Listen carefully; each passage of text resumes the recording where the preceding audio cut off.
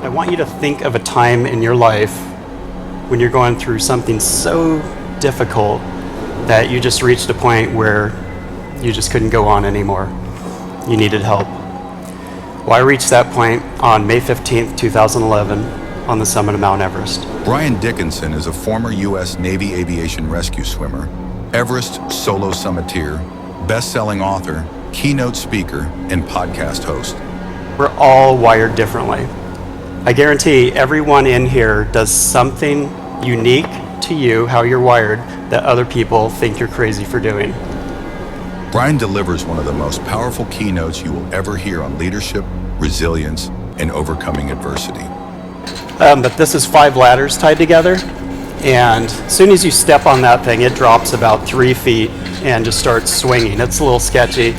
We don't rise to the occasion, we fall to our level of preparation. You live and die by the decisions you make, but you make those decisions based on the information you have at that time. It is a 2-mile drop into Tibet on your right, and a 2-mile drop to your left into Nepal. So you have options. Success is earned in the moments where quitting feels like the only option.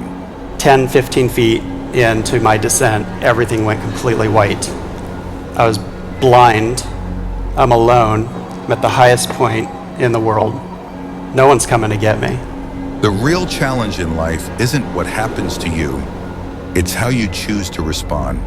Got to the south summit, and at the top of that just slipped out, and it was the scariest thing I've ever felt, even to this day. It's like go to the roof, close your eyes, and jump off. It's just helpless.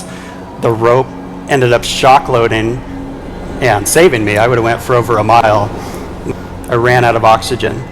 And typically if you run out of oxygen in the death zone, it's game over, you're gonna die. And I just remember at that point, I'd been climbing 33 hours from the day prior to this point.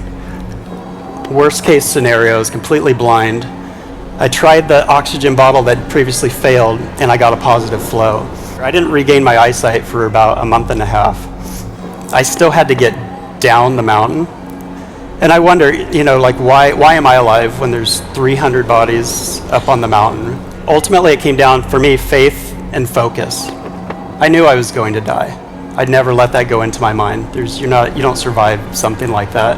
But I figured out a reason to survive. I needed to find the strength to take one more step forward. And then when I reached a point where I ran out of oxygen, I surrendered, and I witnessed a miracle. Inspire your team to push beyond their limits. Book Brian for your next keynote.